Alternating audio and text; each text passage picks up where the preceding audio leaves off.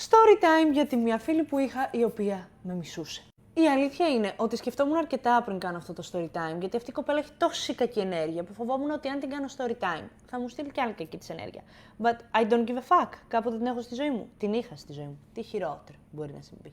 Αυτή η κοπέλα λοιπόν, στην αρχή, εγώ είμαι ένας άνθρωπος που η πρώτη μου εντύπωση γενικότερα θα είναι πάντα θετική για κάποιον. Δηλαδή, πάντα στην αρχή, και στην αρχή μόνο, θα σκεφτώ το καλό. Όταν μου δείξει τα σημάδια, θα σκεφτώ και το κακό. Okay. Επομένως, γνωρίζω αυτή την κοπέλα μέσα από μία κοινή μας φίλη. Και βλέπω από αυτή την κοπέλα μία διάθεση να κάνουμε παρέα. Και ήμουν ρε παιδί μου στην Αθήνα, μόλις είχα πρωτοέρθει. Δεν είχα φίλες από την Αθήνα, δεν είχα γνωστούς από την Αθήνα και ήθελα κι εγώ να διευρύνω τον κύκλο μου, την κοπέλα. Επομένως λέω, OK, why not, γιατί να μην κάνουμε παρέα. Τέλος πάντων, η κοπέλα αυτή επιδίωκε ουσιαστικά να βγαίνουμε κάθε μέρα, όλη μέρα και αν σκεφτείτε μέναμε και σε πάρα πολύ μακρινές περιοχές. Έρχονταν σπίτι μου, μου ζητούσε να κάτσει σπίτι μου, να μείνει σπίτι μου το βράδυ κτλ. Επειδή όντως έμενε μακριά και εγώ δεν είχα θέμα, έμενα μόνη μου, why not. Τέλος πάντων λοιπόν, τα προβλήματα ξεκινάνε όταν αρχίσει να μου αρέσει ένα αγόρι. Αρχίζει μου αρέσει ένα αγόρι, το οποίο αγόρι αυτό τυχαίνει να το ξέρει.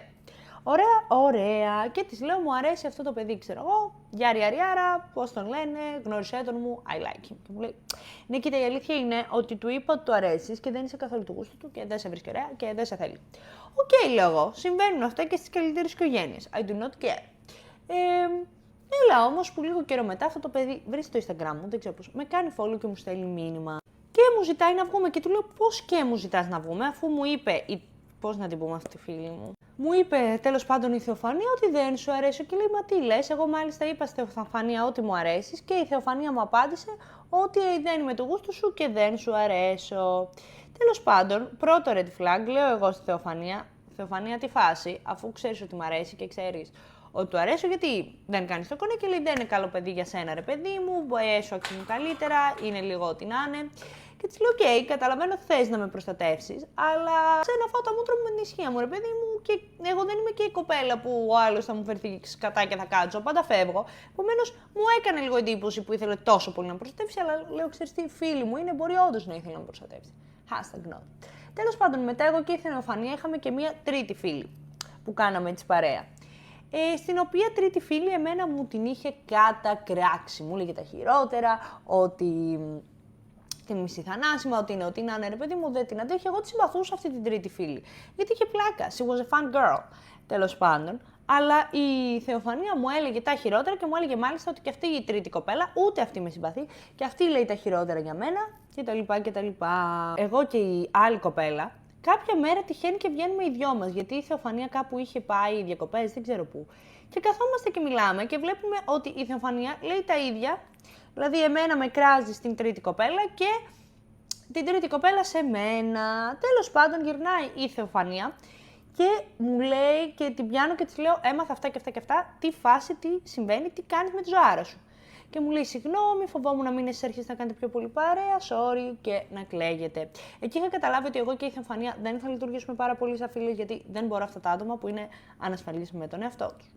Επομένως λοιπόν, αρχίζω σιγά σιγά και σταδιακά να ξεκόβω. Λέω, δεν μπορώ να ασχοληθώ άλλο, με έχει κουράσει η κατάσταση, αλλά ρε παιδί μου δεν έκατσα να κάνω αυτό το τσακωμό. Στη συνέχεια η Θεοφανία ξεκίνησε ένα καινούριο παραλήρημα, το οποίο δεν είχε μέχρι στιγμής.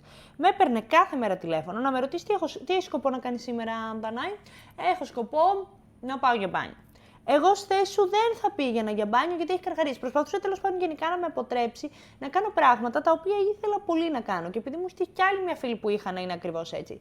Παιδιά, δεν πρόκειται ποτέ να με αποτρέψετε. Αν έχω βάλει κάτι στο μυαλό μου και θέλω να το κάνω, εγώ αυτό θα κάνω. This is who I am. I do not give a fuck. Δηλαδή, πώς να σας πω. Όταν ήμουν Ξανθιά με μαύρο φρύδι, μπορεί όλοι μου οι φίλοι να μου λέγανε ότι είναι σκατά και τώρα που το βλέπω όντως να ήταν σκατά. Αλλά επειδή εμένα τότε στα μάτια μου άρεσε, δεν με ενδιαφέρει. Είμαι ένας άνθρωπος που όταν μου αρέσει κάτι, αυτό το κάτι θα κάνω. Τέλειο. Όπου η χαριστική βολή και ο μεγάλος τσακωμός με τη Θεοφανία έρχεται την ημέρα των γενεθλίων της. Τέλος πάντων, εγώ είχα αγοράσει ένα καινούργιο φόρεμα την ημέρα των γενεθλίων. Όχι την ημέρα των γενεθλίων, το έβαλα όμως εκείνη την ημέρα, το οποίο μου άρεσε πάρα πολύ ρε παιδί μου αυτό το φόρεμα. Δεν ήταν καν συγκλονιστικό, μαύρο απλό ξόβιζο. Και είχε ένα τσιγάρο, παίρνει και καλά κατά λάθος το τσιγάρο και γδαετάει μέσα στο φόρεμα. Γίνεται όλο το φόρεμα, κάνει τρύπες και εγώ ολόκληρη από μέσα έχω ακόμα σημάδια. Τραβάω το μαλλί, συγγνώμη, στα γενέθλιά της. πιάνω το μάτι και λέω τι στο διάολο κάνεις. Και από τότε δεν της ξαναμίλησα, μου ζήτησε άπειρες φορές συγγνώμη, αλλά δεν γίνεται όλα αυτά τα περιστατικά να ήταν τυχαία. Μαλάκα τα φρύδια μου να πέσει τα μισό, ευτυχώς θα πάω να τα βγάλω. Αυτά τα λέμε στο επόμενο βίντεο. Bye, love ya!